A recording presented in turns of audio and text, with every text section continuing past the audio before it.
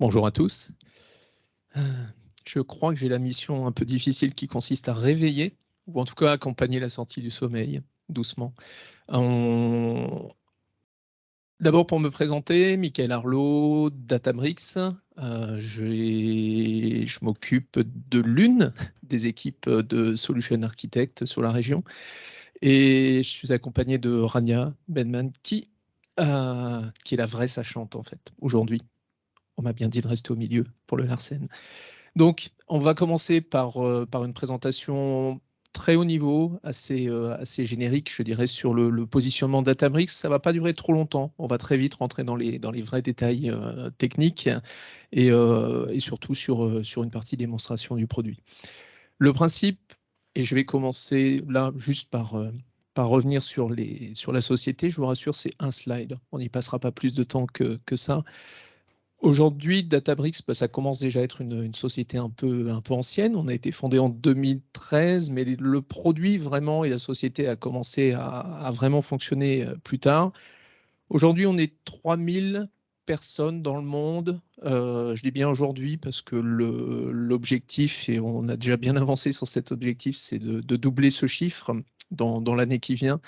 Aujourd'hui, on est sur deux grands domaines en termes de positionnement et positionnement Gartner, on va dire, la partie Database Management System et puis la partie Data Science, sur lesquels, sur ces deux quadrants, aujourd'hui, on est considéré comme leader.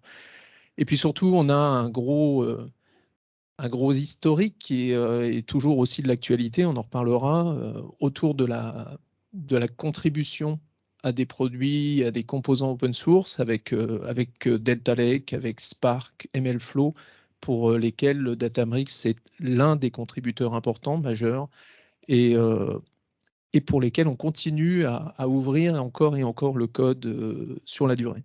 Donc aujourd'hui, 7000 clients à peu près. En France, on doit être à 250 et quelques, de tous les types, tous les verticaux, toutes les industries, et surtout, quelle que soit la taille de la structure. Voilà, ça c'est fait. Et on va passer à d'autres points. Et commencer par enfoncer une porte ouverte. Voilà, c'est bien pour commencer doucement la journée. On sait tous aujourd'hui que l'utilisation de la donnée, de l'analytics, de l'IA, ça a permis de créer de nouveaux modèles, de changer parfois, de refondre profondément des modèles existants. Et on a tous en tête le nom alors ici plutôt de leaders dans le monde technique, qui ont vraiment pu mettre en place de nouveaux modèles, refondre un modèle existant et ainsi de suite. Et ces gens-là sont sur ce qu'on va appeler cette courbe de maturité de l'utilisation de la donnée, sont plutôt sur la partie complètement à droite de cette courbe. C'est-à-dire qu'ils sont allés au-delà de, bien évidemment, le stockage de la donnée, ils sont allés au-delà de cette capacité à analyser, faire de l'exploration sur la donnée pour fondamentalement répondre à une question simple qui est: que s'est-il passé? Ils sont tous allés au-delà avec la capacité à faire du prédictif, du prescriptif et à un moment donné aller très loin dans les usages autour du machine learning. Et ce qui les caractérise, ces structures, c'est qu'elles l'ont fait sur une multitude de cas d'usage. Pas seulement sur une petite portion, pas seulement sur quelques silos d'informations, elles ont généralisé vraiment cette utilisation. Et évidemment, tout le monde n'est pas Google, tout le monde n'est pas Uber, parce que ce qui les caractérise aussi, ces structures-là, c'est qu'elles ont une armée de développeurs qui est à leur disposition. Et cette armée de développeurs va permettre, faciliter justement cette mise en œuvre. Et cette mission que se donne Databricks, c'est justement de donner à toutes les structures les outils, les capacités pour aussi, au niveau de chacun, avoir cette capacité à monter sur cette courbe de maturité, à aller de plus en plus vers la droite, arrêter de regarder uniquement ce qui s'est passé, mais bien commencer et intégrer encore et toujours le prescriptif, le prédictif sur l'intégralité des données. Donc ça, c'est vraiment notre modèle, c'est vraiment ce que l'on souhaite faire.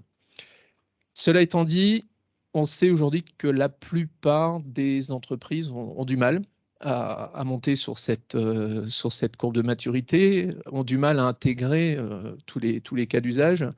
Et on part, nous, d'un constat, c'est que la première raison, c'est que pour obtenir justement cette couverture complète, on va l'appeler le end-to-end du machine learning, depuis la data jusqu'à l'utilisation vraiment effective de cette donnée, bien, en général, on s'appuie sur 2 plateformes qui n'ont pas forcément beaucoup de choses à voir. La première, le premier type de plateforme, on le connaît tous, ça fait très longtemps que c'est là, c'est évidemment le warehouse. Et typiquement, ici, on va avoir un focus très essentiellement sur ce qui s'est passé, sur le BI, sur l'analytics, sur la data exploration. On va avoir cette plateforme qui est vraiment concentrée sur le passé. Et on a mis en place à un moment donné dans les structures, pour aller plus loin et pour en particulier gérer les cas d'usage autour de l'IA, des data lakes qui, eux, vont permettre justement de consommer la donnée autrement et d'aller mettre en place des modèles pour aller consommer cette donnée. Le problème de ces 2 plateformes, c'est que fondamentalement, elles sont assez différentes, pour ne pas dire très différentes. D'un côté, on a le warehouse, la structuration de la donnée, les tables, les colonnes, et de l'autre, on a le data lake qui, lui, va se concentrer plutôt sur toute la donnée non structurée, les fichiers, les objets binaires, les logs, etc. Et le premier problème qui apparaît lorsqu'on commence à avoir plusieurs types de plateformes pour, à un moment donné, stocker, gérer sa donnée, c'est qu'on va devoir très vite commencer à faire de la copie de sous-parties de la donnée, de sous-portions de jeux de données. Ces subsets, on va les pousser d'une plateforme à une autre ou les tirer d'une plateforme vers une autre, hein. Et dès lors qu'on commence à faire ce type de synchronisation pour tout ou partie, en général partie de la donnée, on a un premier problème qui est celui de la désynchronisation. La donnée, on la récupère à un instant T, et puis est-ce qu'elle est encore suffisamment fraîche au moment où on va l'exploiter, que ce soit 1 minute, 1 heure ou 1 mois après? C'est un premier problème. Le deuxième problème, c'est celui du coût. Parce qu'au final, on duplique la donnée, donc on duplique le coût de stockage associé. Et quand on est sur certaines plateformes, ce coût, il est directement impactant pour la structure. L'autre point, c'est le modèle de sécurité. Éminemment, je dirais, différent. Le mécanisme de gouvernance de la sécurité d'un côté ou de l'autre ne s'appuie pas du tout sur les mêmes fondamentaux.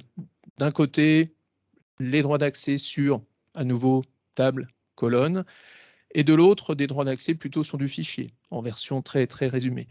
Et ça pose un problème parce qu'au quotidien, pour gérer ces droits d'accès sur des plateformes différentes, qui ont des modèles d'accès à la donnée qui sont différents, des modèles de gestion de la sécurité qui sont différents, on se retrouve à devoir en permanence adapter, avec le premier risque, je dirais, qui est que les personnes qui ont le droit, le besoin d'accéder à de la donnée ne puissent pas, parce qu'on a du mal à gérer les droits convenablement, ou pire, qu'on ait accès finalement à de la donnée à laquelle on ne devrait pas avoir accès.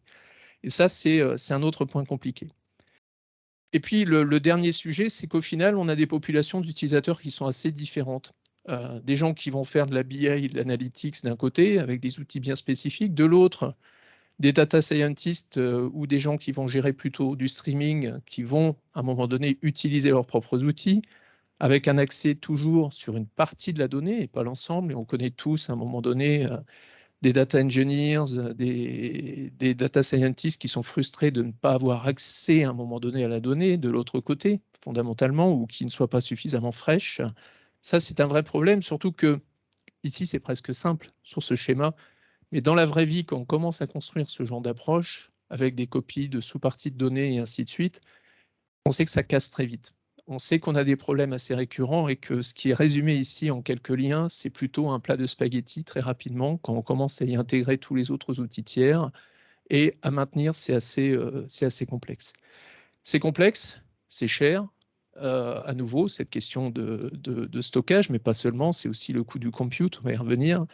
Et finalement, cette approche qui est disjointe, ça rend vraiment compliqué le plein, enfin la capacité à tirer le plein bénéfice de la donnée.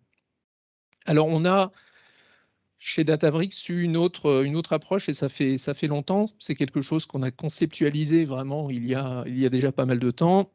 C'est de se dire, on veut régler les problèmes et on veut le faire autrement On veut un peu repartir d'une page blanche avec quelques grands critères. Et je vais commencer par celui du bas.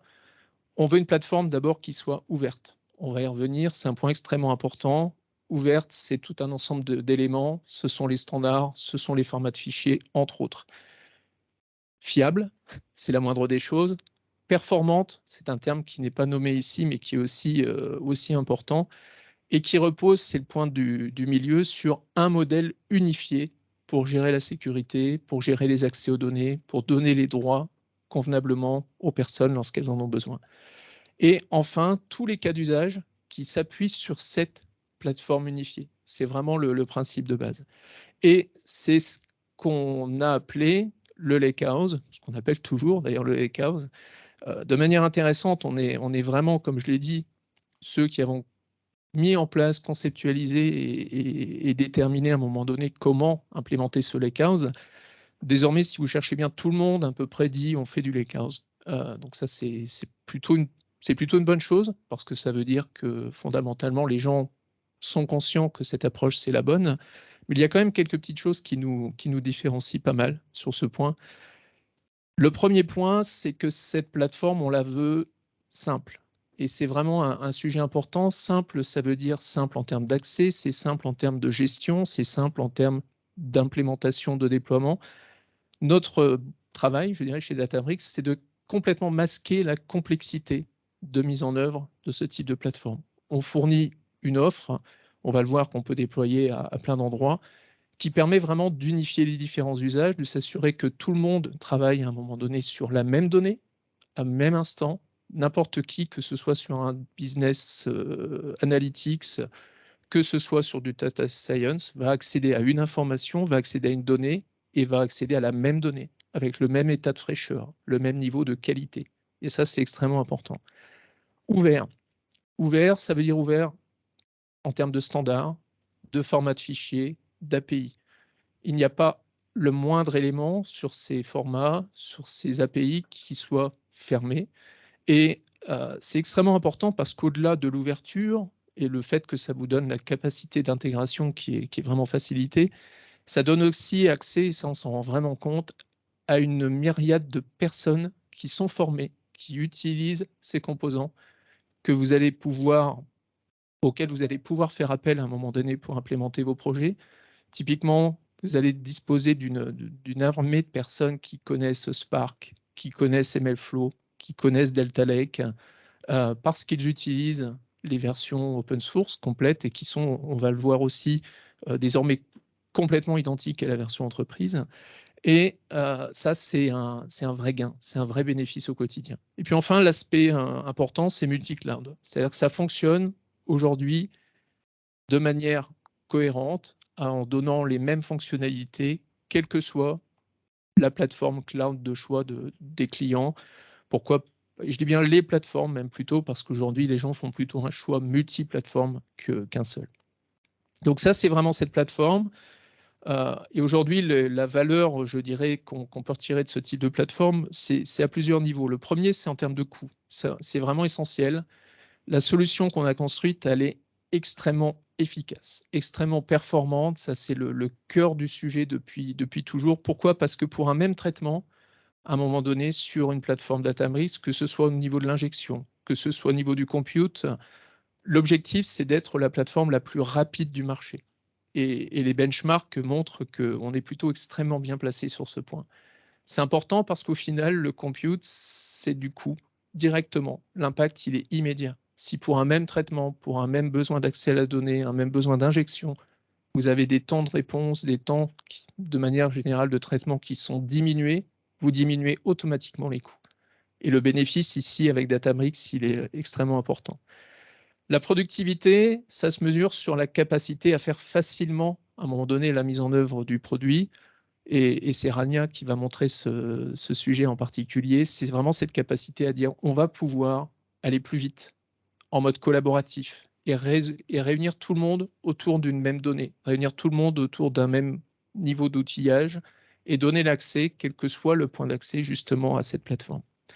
Et puis de manière générale, ça va accélérer justement la mise en œuvre.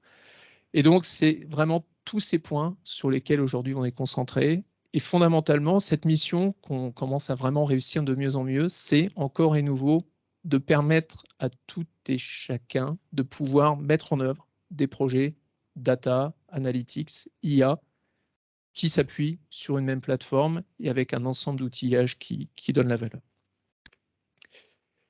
Et je passe la main à Rania.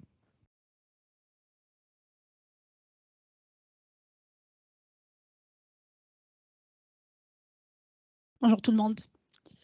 Donc je pense il y a quelque chose qu'il faut retenir de ce que Michael vient juste de décrire et de ce que je vais vous présenter avant d'entrer dans le détail, c'est que Databricks, c'est une lakehouse. C'est pas seulement Spark, c'est une nouvelle catégorie d'architecture qu'on appelle du coup lakehouse, une vraie data platform qui va unir à la fois les data engineers, les data scientists, les BI analysts, tous sous le même toit, qui vont travailler sur la même donnée, sur votre cloud, clé en main.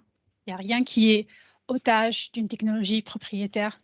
Donc, vous avez vraiment le contrôle de votre plateforme entièrement. Donc, la Lakehouse, c'est une Lakehouse de Spark, c'est une Lakehouse de Unity Catalog, c'est une Lakehouse de Delta Sharing, Lakehouse de Delta Live Tables, de Databricks ML, de ML Flow, de Feature Store, de Autoloader, de AutoML. Donc, tout ça, ça fait la Lakehouse Databricks. Tout ça, ça construit la vision Databricks qu'on va justement voir brick by brick. Et justement, on va commencer par le commencement, là où tout sur lequel est fondé, c'est-à-dire le Delta Lake, le format open source qui justement vous permet l'acidité de vos transactions, qui vous permet d'établir en quelque sorte une traçabilité de toutes vos opérations qui vont altérer, qui vont modifier vos données et qui va du coup vous permettre de auditer vos changements, qui va vous permettre de consulter des versions antérieures de votre table de données sans pour autant altérer ou affecter la version principale qui est actuellement exposée à vos utilisateurs, à vos applications. Et bien sûr, s'il y a quelqu'un qui a commis une erreur, par exemple, qui a supprimé des lignes par erreur, il y a aussi la possibilité de rétablir un état ancien, une version ancienne, comme étant la nouvelle version principale pour corriger, pour rattraper un peu cette erreur. Le Delta Lake aussi, c'est un format qui n'est c'est pas parquet, c'est un format qui va vous permettre, en plus de ça, avec des fonctionnalités built-in, de faire des inserts, des updates, des deletes, sans devoir tout réécrire ou bien réécrire la totalité de vos partitions. Le Delta Lake, ça va vous permettre aussi de faire de la CDC sans redévelopper et réinventer la roue. Le Delta Lake, ça va vous offrir des fonctionnalités toutes prêtes pour optimiser vos process et accélérer votre Spark. Et justement, si vous souhaitez passer à Delta Lake, vous disposez déjà des outils prédéfinis pour convertir vos orgs, vos Iceberg parquets, vos CSV, vos œuvres directement sur Delta. Donc, si on monte un petit peu quelques étages plus haut, donc ça, c'était la fondation, le format Delta Lake.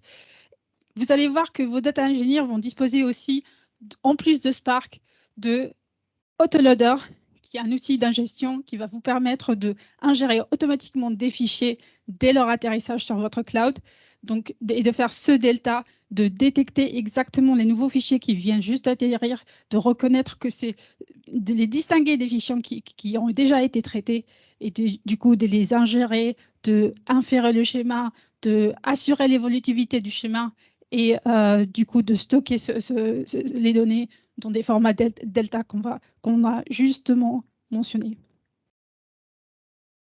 Delta Live Tables. Donc, contrairement aux ETL procédurales, qui en quelque sorte opaques à ce qui se passe derrière, qui sont opaques à la logique business qui sont derrière, Delta Live Tables, c'est un framework de développement de pipeline d'ETL end-to-end qui va vous permettre en quelque sorte avec une approche déclarative de suivre table par table l'avancement du chargement de vos données, qui va vous permettre aussi de collecter des statistiques de qualité de données. On peut avoir genre 80% des données ont respecté vos contraintes de qualité de données, 20% qui ont été rejetées ou qui ont été sauvées dans une table de rejet s'ils n'ont pas respecté vos contraintes de qualité de données. Ce framework de ETL pipeline end-to-end déclaratif va aussi s'intégrer sur Databricks Workflow, qui est un produit d'orchestration et de scheduling de vos jobs, de plusieurs types de jobs. Ça peut être des notebooks, ça peut être des wheels, ça peut être des jars, ça peut être des Delta Lifetable pipelines. Tout ça, ça peut être schedulé avec Databricks Workflow dans votre Databricks. Et donc, du coup, vous épargnez un outil d'orchestration externe. Et du coup, vous simplifierez votre architecture et vous limitez les coûts de maintenance. Donc, une autre solution. Databricks s'intègre aussi avec vos outils de versionning. On parle ici de GitHub, de DevOps, de GitLab, de Bitbucket. Donc, vous pouvez absolument pouler vos changements, pusher vos changements vers les différentes branches de votre repo et même construire avec les API des stratégies de CI/CD matures.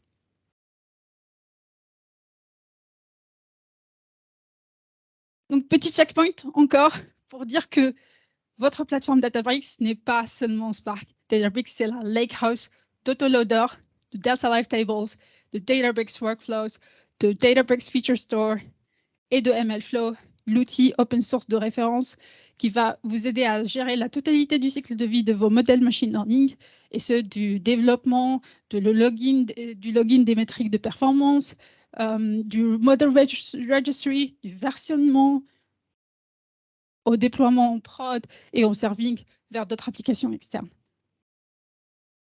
La Lakehouse Databricks, c'est aussi AutoML qui va vous aider à bootstrapper des modèles machine learning sans écrire une seule ligne de code, qui va vous aider à bootstrapper des modèles de machine learning en mode glassbox, c'est-à-dire vous aurez derrière accès au code, aux paramètres, aux configurations pour que vous puissiez avoir la totalité de votre contrôle et personnaliser ces modèles et aller encore potentiellement plus loin. On a ensuite Databricks SQL qui concrétise enfin cette vision Lakehouse et qui complète les capacités Data Lake et Machine Learning qu'on vient juste de voir avec les capacités Data Warehouse.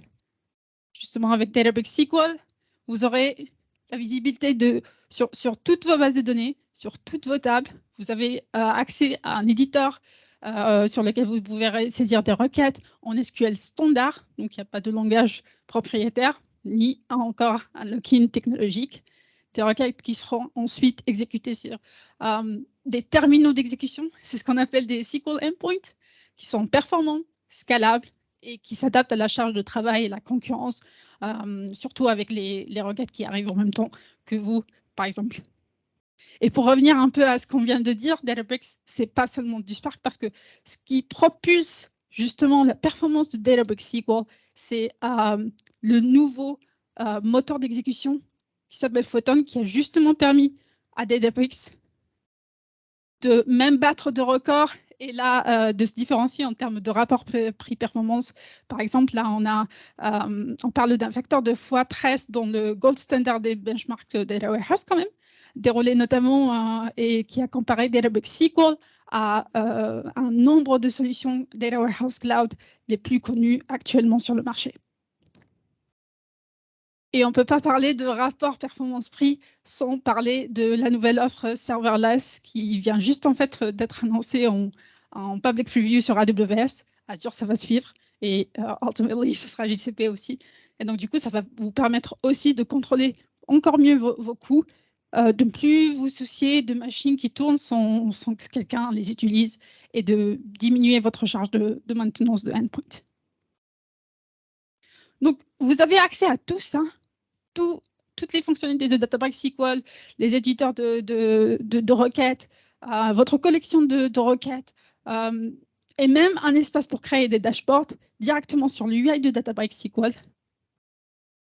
Mais vous pouvez aussi vous connecter avec vos outils d'analytics habituels, Tableau, Power BI, TIBCO, Qlik, ou même connecter vos applications web et mobiles avec les connecteurs Go et Node.js et l'API REST qu'on vient juste d'annoncer justement pendant le Data Plus AI Summit.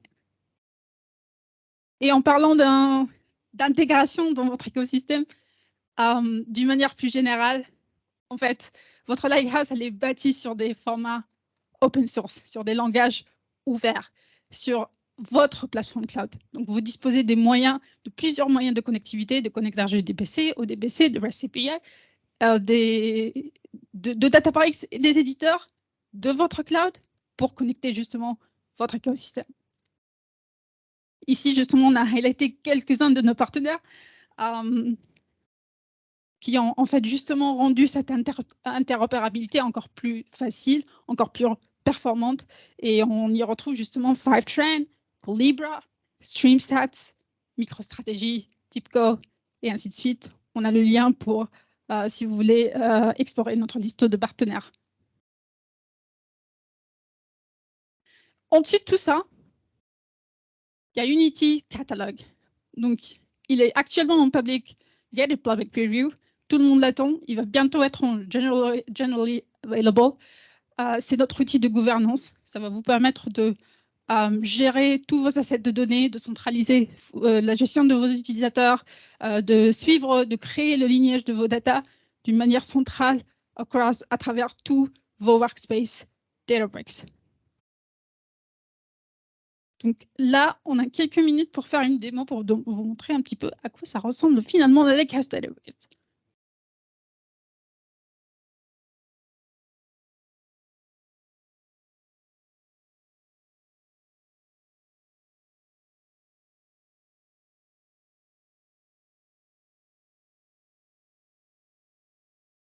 Alors, quelque chose à noter quand vous êtes sur un workspace Databricks, c'est que votre expérience utilisateur peut être personnalisée selon votre profil.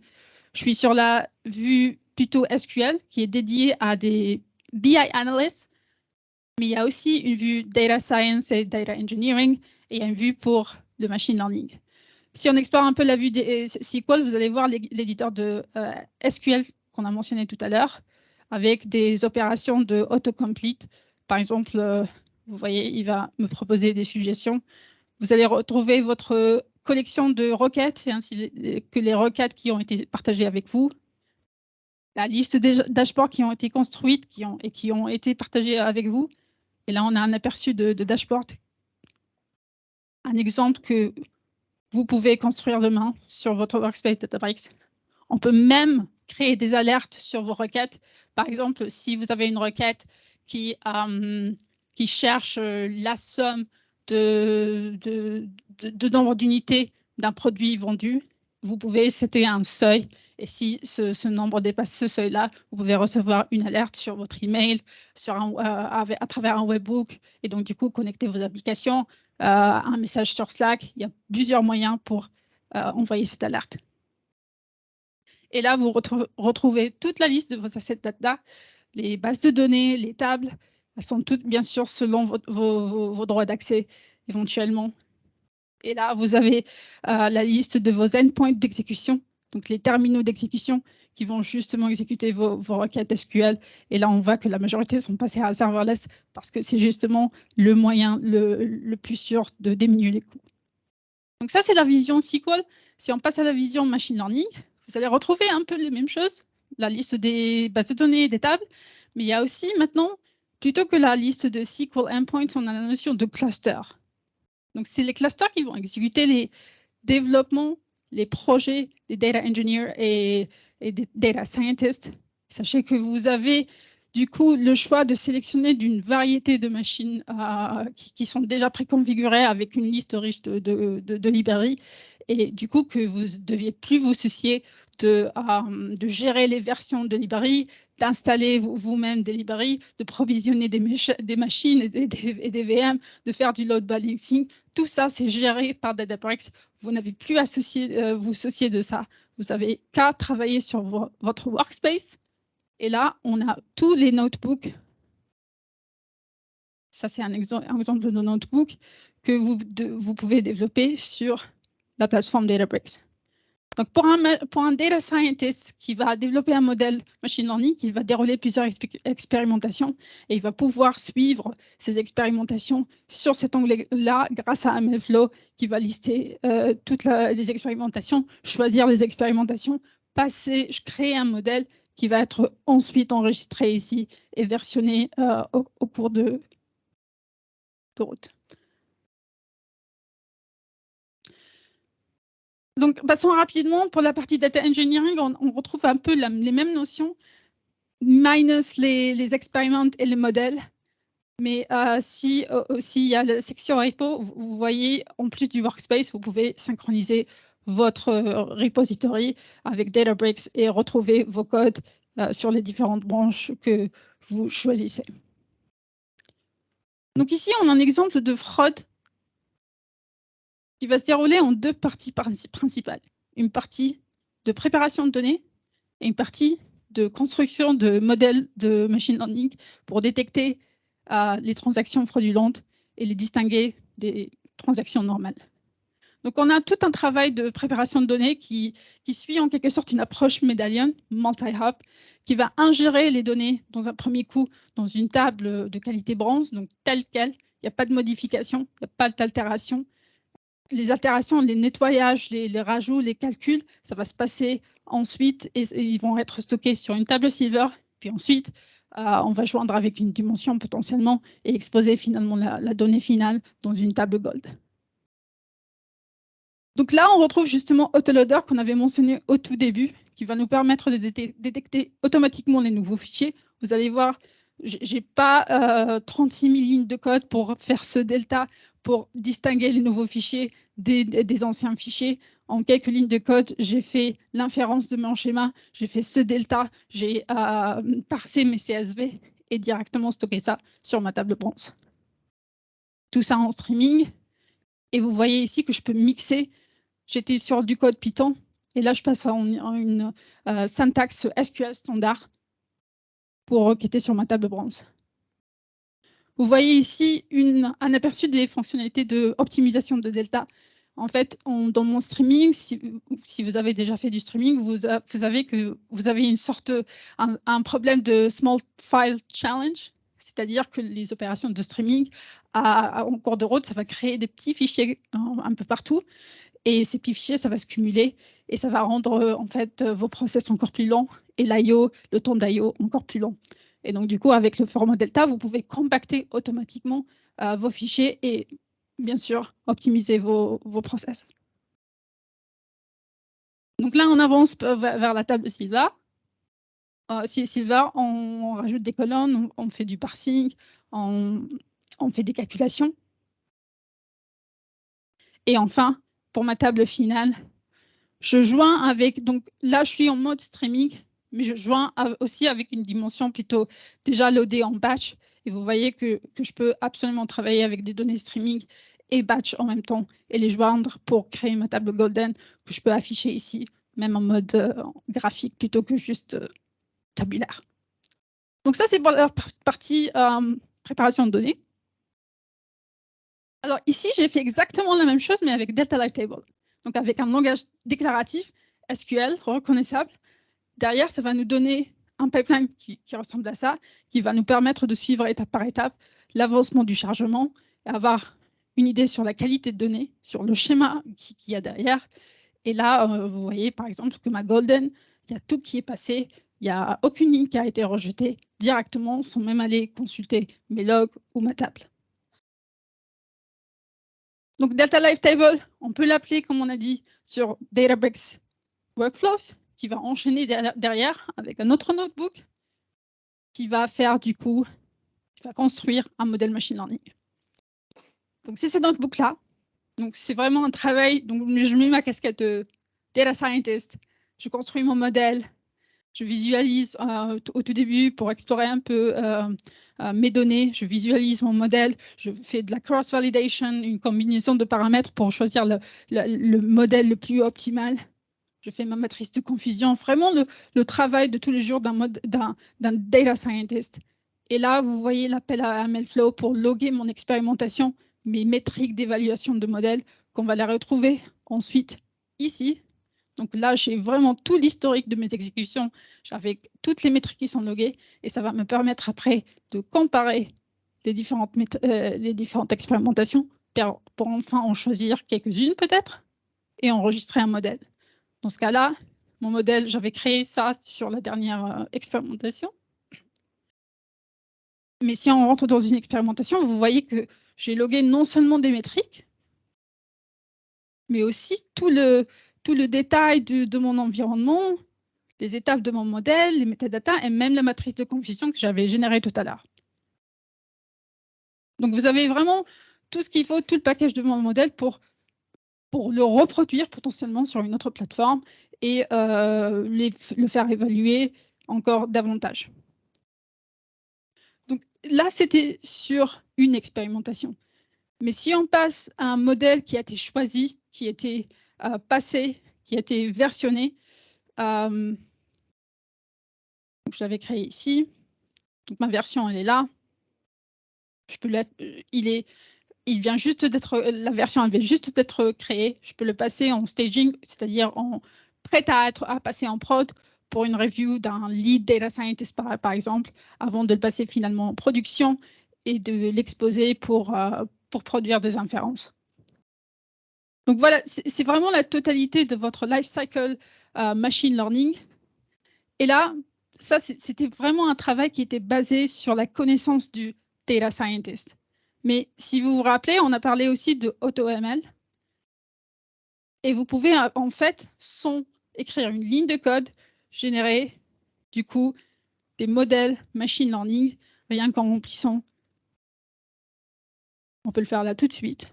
Donc, c'est un problème de classification. Je peux choisir mon dataset. Si je me rappelle bien.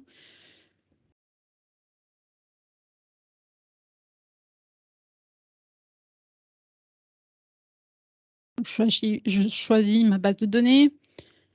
Et après,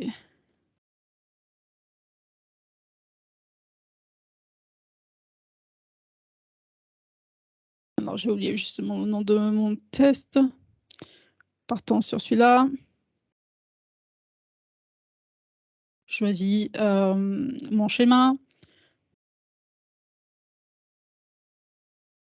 Ma target. Et je commence. Je n'ai rien codé. Et derrière, il va lancer toute une machine qui va tester plusieurs expériments, vous préparer plusieurs hypothèses de modèles.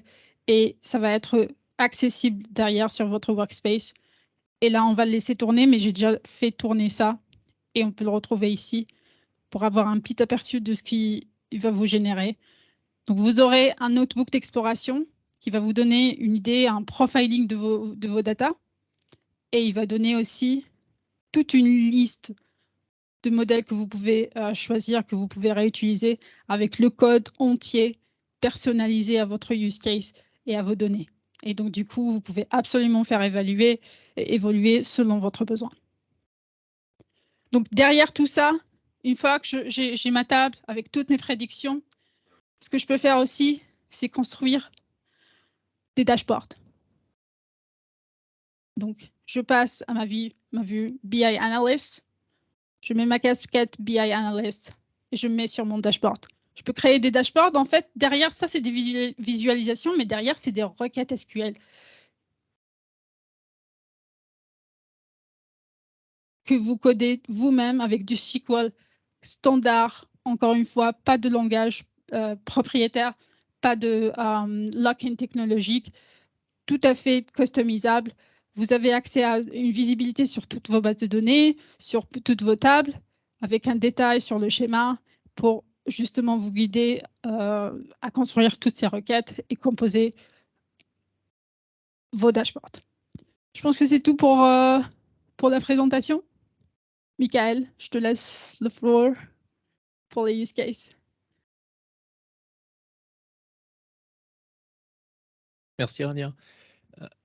Le petit résumé quand même et le rappel important, c'est que ce qu'on vient de montrer ici, si quelques-uns ont pu encore dormir pendant la session, c'est qu'on part vraiment du début de la production de la donnée jusqu'à l'utilisation dans un contexte ici à la fin AutoML.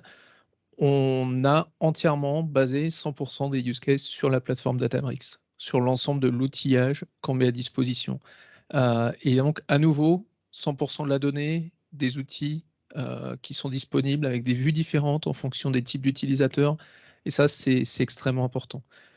Avant de passer à la session questions-réponses, on a plus grand-chose. On a 2 pages, je crois, 2 slides. Le premier, c'est tout simplement des petits retours d'expérience. Sur celui-ci, je vais passer assez vite, mais fondamentalement, il est intéressant parce que c'est l'exacte mise en production des cas d'usage et de tout ce qu'a pu démontrer Rania juste avant. C'est typiquement ABN AMRO, donc qui est la 3e plus grosse banque aux Pays-Bas, qui fait du risk management, qui fait la détection de fraude et qui s'appuie sur fondamentalement tous les mécanismes qui ont été montrés précédemment. Avec en plus, au passage de la migration de données, parce qu'on sait que la donnée, elle est là quelque part avant qu'on arrive, et de l'intégration avec de la partie BI, avec plus de 500 personnes aujourd'hui qui font de la BI en utilisant leurs outils existants, et c'est Power BI ici, toujours en s'appuyant sur la même plateforme que les data analysts, que les data scientists, en utilisant MLflow pour les modèles et ainsi de suite. Et un cas d'usage complètement différent que j'aime bien parce qu'il est, il est d'actualité, il est récent, on l'a mis en ligne il n'y a pas très longtemps, et puis accessoirement, il est plus proche de nous, c'est la SNCF. Et c'est intéressant parce que là aussi, on est sur des cas d'usage qui montrent la capacité de la plateforme sur du bout en bout, depuis de l'injection de données sur des très gros volumes, puisqu'en fait, chaque matériel roulant aujourd'hui, chaque train, équipement de signalisation et ainsi de suite, remonte de la donnée. Chez SNCF, on parle de volumes de données IoT qui sont assez colossaux. Et précédemment, il y avait le silo signalisation, le silo matériel roulant TGV, le silo matériel roulant fret, le silo, enfin voilà, on connaît tous l'histoire, autant de silos que d'organisation, autant de silos que de type d'implémentation. Et ça posait un problème en termes de capacité à consolider cette donnée et surtout à pouvoir en tirer à peu près le meilleur. Donc tout cela a été basculé dans les dernières années sur Delta Lake, de manière à pouvoir intégrer et obtenir quelque part cette vue unifiée. Et ce qui est intéressant, c'est qu'il y a un aspect BI qui reste parce qu'à nouveau, et c'est vraiment un point intéressant, cette interface SQL qu'on fournit, on se rend compte qu'elle est extrêmement utilisée. Tout le monde n'est pas data scientist, tout le monde ne va pas faire du machine learning. Par contre, il y a encore un énorme volant, un énorme montant, un gros groupe de personnes aujourd'hui qui utilisent des solutions de BI, qui utilisent des connexions type SQL. J'ai vu il n'y a pas très longtemps un client avec des gens qui font du SQL depuis Excel. Enfin bon, on trouve de tout et tous ces gens-là, on continue à les servir. Par contre, ce qui est intéressant, c'est le résultat finalement pour la SNCF. Quelque chose dont on n'a pas forcément conscience, la SNCF consomme en France 10% de l'énergie de l'électricité industrielle produite. 10% de l'électricité en France pour l'industrie, c'est la SNCF. C'est l'équivalent d'une tranche de centrale nucléaire dédiée à la SNCF, en version courte. C'est colossal. On parle de térawattheures chaque jour. Et avec le coût de l'énergie aujourd'hui, c'est pas seulement colossal, ça devient critique. Aujourd'hui, le coût de l'électricité pour la SNCF, c'est un montant qui explose en termes de charges. Et l'objectif, c'était de réduire ces coûts. Alors, ils l'ont anticipé, hein, c'est pas juste les derniers mois qui ont rendu urgent ce point. Mais en gros, juste sur les premières mises en œuvre, la réduction de la facture, de la consommation donc de la facture de manière incidente, a été de 10%. 10%, c'est des choses qui sont pour lesquelles on pourrait dire on n'a pas besoin de machine learning pour ça. Typiquement, on arrête les trains, on les déconnecte la nuit. Mais il y a eu surtout tout un travail de fait sur l'optimisation à un moment donné des profils, l'optimisation de la façon dont est utilisée l'énergie. Un TGV, presque 50% de son temps, il est passé sur l'air, comme on dit, c'est-à-dire sur l'élan. Donc, on met de l'énergie pour monter, on se laisse descendre. Et selon le chauffeur, selon le conducteur plus exactement, l'efficacité peut être extrêmement variable. Et d'une personne à une autre, il peut y avoir des différences de consommation qui sont assez importantes. Et donc, ça a permis de mettre en place des profils, de déterminer les meilleures stratégies et de mieux guider justement les personnes pour consommer moins. Et ça continue à se mettre en place et ça donne de très très bons résultats. Donc 10% de facture d'énergie en moins à l'échelle du plus gros consommateur industriel de France, c'est intéressant. Et au-delà de ça, il y a une vraie réduction des coûts en termes d'infrastructure. On l'a dit, la solution est plus performante. La solution permet à un moment donné d'avoir le meilleur ratio performance-prix. Il ne faut pas juste regarder le benchmark. La vraie réponse, c'est performance rapportée au prix. On peut accepter que ce soit un peu plus lent et de ne pas mettre trop d'argent. Si on veut de la performance, il faut regarder ce ratio. Et le coût de développement a été diminué quasiment par 2 sur la plupart des projets. Pourquoi? Parce que tout le monde utilise la même plateforme, tout le monde a accès à la même donnée avec le même niveau de fraîcheur, de qualité, et ainsi de suite. Donc voilà comment ça a pu être mis en place et ça me semblait intéressant. Et comme on est dans les temps, à peu près, ça nous laisse environ 10 minutes. Je parle sous le contrôle des organisateurs pour répondre à vos questions, s'il y en a. Il y en a. Un grand merci. Merci à vous. Pour la présentation. C'est pas fini, on a encore les questions-réponses. On peut échouer encore à ce niveau. Et vous allez voir, si vous allez rester dans la journée, il y a des challenges qui arrivent en général dans la journée parce qu'il y a d'autres solutions, des produits qui vont être présentés. Et hier, on a eu des interactions intéressantes. Alors, l'honneur est toujours côté digital. À distance, il y a des questions. Première main levée. Est-ce que tu peux, je ne vois pas qui tu es, est-ce que tu peux allumer ton micro, s'il te plaît, et poser ta question? Franck? Bien sûr. Ah oui, Franck. Bonjour, Franck Quentin, BPI France. Donc, avant tout, merci beaucoup pour la présentation. Moi, alors, j'ai 2 questions en fait. La première étant justement sur les coûts de l'infrastructure au niveau donc, de la SNCF, ce que vous avez présenté. Vous dites qu'il y a un baisse des coûts de 30%. Là, est-ce qu'il serait possible de préciser un petit peu, parce que moi, ce que j'y vois, c'est que vous y rajoutez une plateforme, en fait, et donc potentiellement, ça va entre guillemets, leur rajouter des coûts. Ils vont devoir ingérer de la donnée, c'est une plateforme en plus qu'il va falloir payer. Où est-ce que dans l'infrastructure, en fait, où est-ce qu'on y gagne, en fait, qu'est-ce qu'ils ont dû enlever, en fait, ou qu'est-ce qu'ils ont amélioré de leur côté pour gagner ce 30%?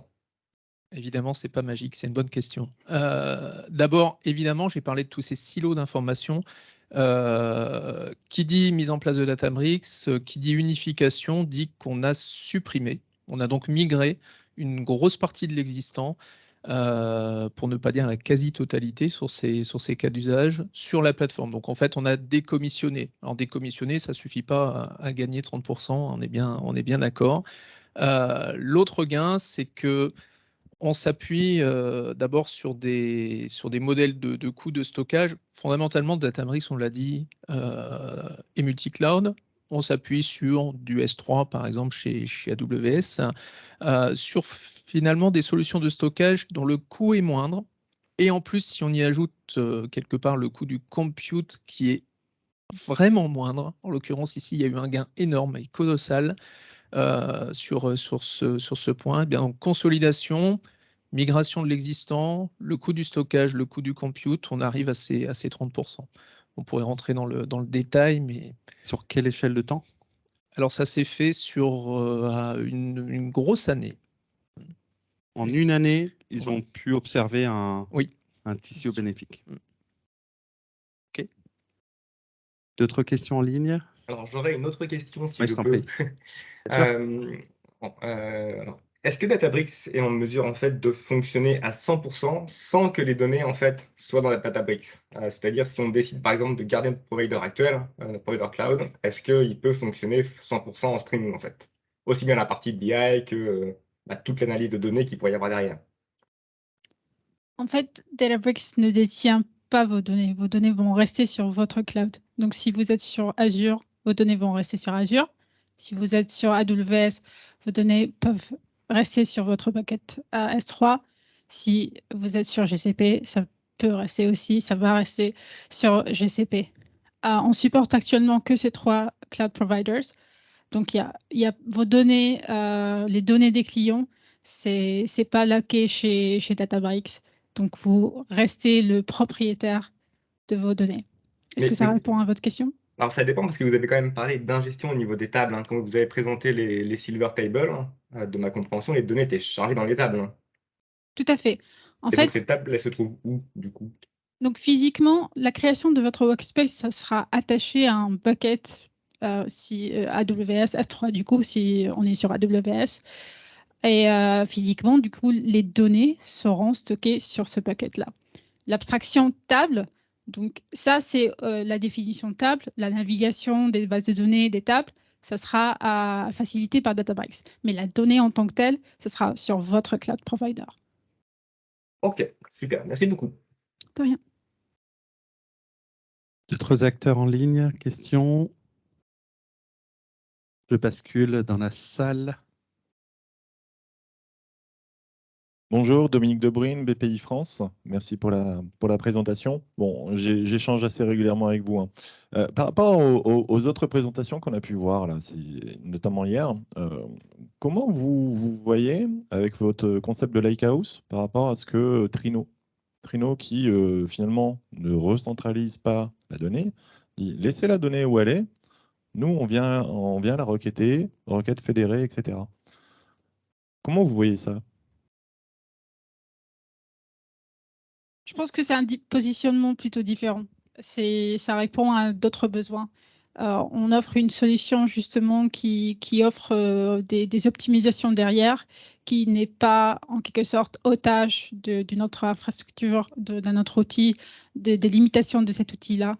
Et donc du coup, avec que ce soit le format Delta Lake ou avec le Spark optimisé ou avec notre moteur Photon, vous gagnez en performance avec des outils internes à Databricks. C'est un positionnement complètement différent. Ça peut répondre aux mêmes besoins, mais la façon de faire pourrait rendre un résultat plus optimal et un coût justement réduit. Ok. Et dernière petite question, Delta Lake, le format. Pourquoi refaire un nouveau format alors qu'il y a Apache Iceberg, Apache UD, etc. Pourquoi 3 formats? Pourquoi vous contribuez pas sur les autres formats également? Alors,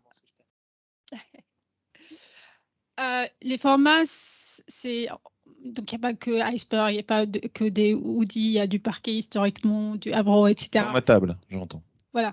Et donc du coup, il y a même aussi des benchmarks qui ont été déroulés dernièrement justement pour comparer ces 3 formats-là, justement, si vous mentionnez UD, Iceberg, Delta Lake, qui ont justement sorti des métriques de performance, de rapidité de chargement de données, de requêtage, et qui ont justement mis Delta en première position. Donc là, on offre des fonctionnalités qui sont similaires à Iceberg, par exemple. On retrouve justement l'aspect versionning sur Iceberg. Audi, il se positionne surtout sur les problématiques streaming. Le Delta, c'est un peu the best of both worlds, avec des performances améliorées. Et du coup, on a de plus en plus de benchmarks qui le prouvent.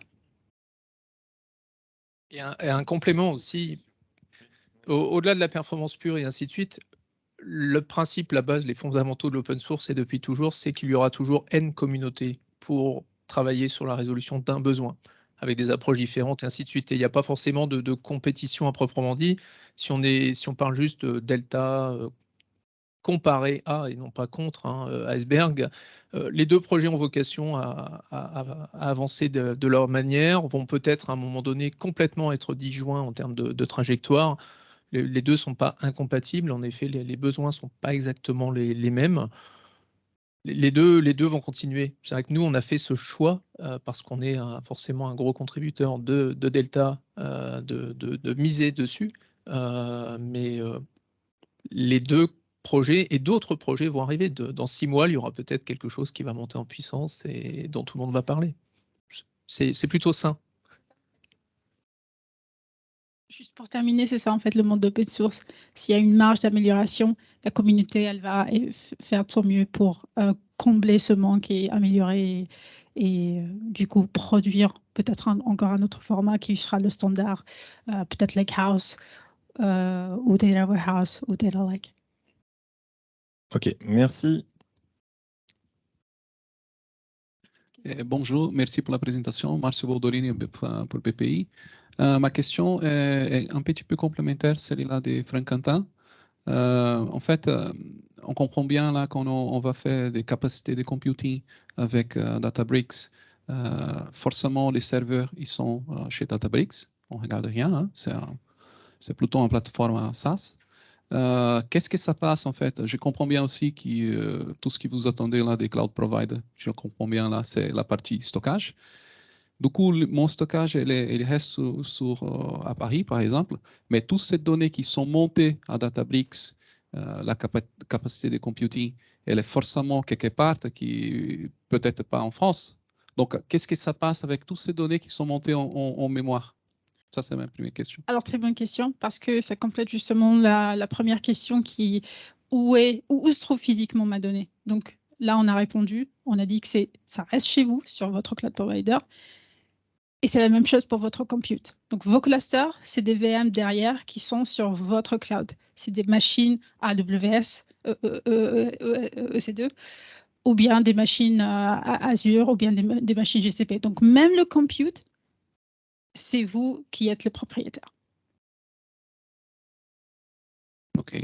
Donc, c'est pas nos machines, c'est vos machines. C'est visible, ça, hein? On peut voir les EC2 qui sont créés là au fil de l'eau? Absolument. OK. Quand vous allez créer, en fait, OK. quand vous allez créer votre Workspace Database, que vous voyez là derrière, en fait, derrière, il y a une configuration. Vous définissez votre network, vous définissez, et donc là-dedans, les plages de... Là, on rentre un peu dans la technique, mais les plages d'IP, c'est là que vous allez provisionner des machines qui vont s'y connecter. Donc, tout se passe dans votre cloud, tout votre network, vos machines, votre stockage, c'est chez vous, vous êtes le propriétaire et vous allez voir vos consommations, faire votre monitoring de consommation, de performance, etc. à la fois sur Databricks, mais aussi sur votre cloud. Très bien, merci. Ma deuxième question, sur la partie Lake Formation d'AWS, on voit bien là que votre produit remplace pratiquement toute la partie analytics de AWS. Hein. Ça remplace Glue, Athena, Glue Event Points, Glue Data Catalog, la suite totale, hein. Même Redshift, Spectrum, tout ça. Donc, du coup, la partie Lake Formation, c'est quand même la partie core de AWS là, qui ça commence à établir en fait cette partie de management de toute la partie Data Lake. Là, on n'utilise plus ce produit, là, c'est mort, là, il faut utiliser Databricks la suite totale. Ou qu'est-ce que ça se passe en fait pour la centralisation des gestion des accès et tout ça? Alors, en termes d'automatisation, parce que, en fait, en gros, c'est vrai qu'on couvre un peu tout le périmètre de tout le scope, c'est vrai, mais vous pouvez absolument avoir une approche hybride. Vous pouvez absolument avoir une partie qui reste sur un cloud différent, complètement différent. Par exemple, si votre Databricks est sur Azure, vous pouvez absolument avoir des CloudFormation, du Glue sur AWS, en attendant que potentiellement vous migrez dans le futur sur un Workspace Databricks AWS. Et ce sera du coup, dans ce cas-là, un Databricks AWS et Azure multi-cloud, du coup. Mais vous pouvez absolument rester sur vos propres outils si vous trouvez que c'est une phase transitoire ou qu'il y a une dépendance, un historique par rapport aux équipes, il y a des contraintes techniques. Vous pouvez absolument faire une approche hybride. Il n'y a pas de souci. Mais je ne sais pas si tu avais quelque chose à... Oui, de fait, oui. Un petit complément, c'est que oui, dans l'absolu, on pourrait tout remplacer. Dans les faits, en effet, on est plutôt sur des approches hybrides, sur des phases de transition. On sait tous que l'architecture d'aujourd'hui n'est pas celle de demain, quelle que soit la structure.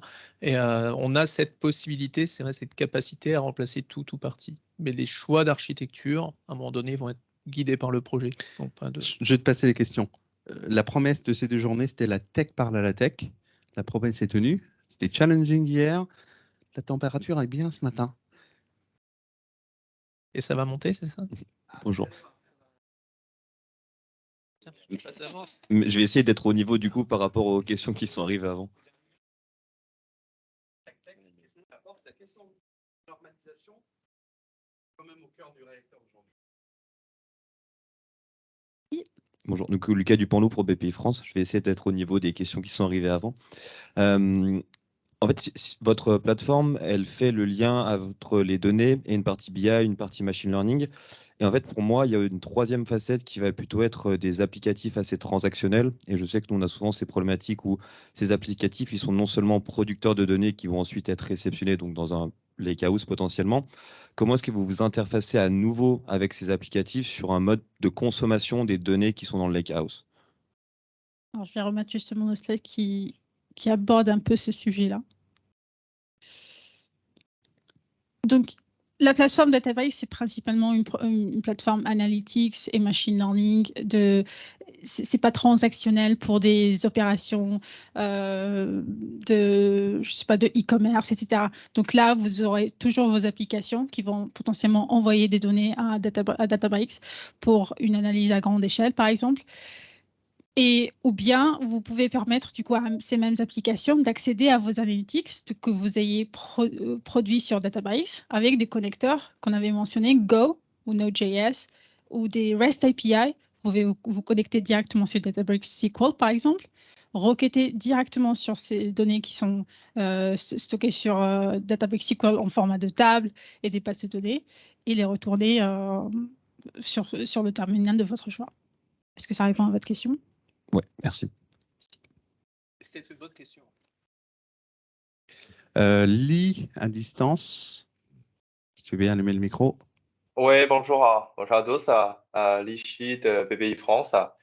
En fait, autant qu'utilisateur, j'ai eu la chance d'utiliser Databricks dans plusieurs entreprises. Je peux vous dire, j'adore Databricks, j'adore Spark. C'est vraiment top. Il a me gagné beaucoup de temps, ça change ma vie. C'est vraiment une innovation pour moi dans le sens de Big Data. Et surtout, c'est transparent parce que derrière, c'est Spark. Quand il est bloqué, machin, tout ça, tu cherches Google, on peut débloquer facilement. Du coup, enfin, j'aime bien poser une question vraiment dans un sens large.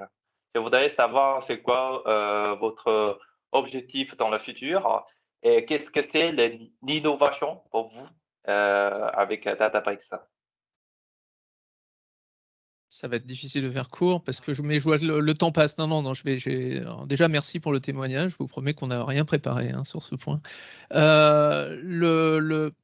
D'abord, la mission reste la même. C'est vraiment s'assurer qu'on cache la complexité à un moment donné de la mise en place des plateformes, qu'on cache la complexité, en tout cas qu'on la prenne à notre compte, cette complexité, pour la mise en œuvre de projets. C'est continuer à innover à travers l'open source. C'est extrêmement important et on a fait plein d'annonces il y a quelques semaines, 2 semaines exactement, sur le fait qu'on allait reverser l'intégralité, par exemple, du code de Delta. Il n'y a pas une feature Enterprise qui va rester dans un coin. C'est vrai sur MLflow qui arrive en version 2.0. On est de plus en plus sur ce mode un peu. On ouvre les vannes en termes d'open source. Et l'innovation, elle vient aussi par là. Tout à l'heure, on parlait du fait qu'il y ait plusieurs approches, plusieurs implémentations. Ça, c'est extrêmement sain parce que ça pousse les gens, ça crée une émulation. Et comparé à ce qu'on ferait en tant qu'éditeur propriétaire, ça n'aura rien à voir. Donc, on va continuer vraiment sur ça et on va accélérer sur l'innovation à travers l'open source. Voilà la version courte. Merci beaucoup. Pour les autres questions, on switchera sur les réseaux.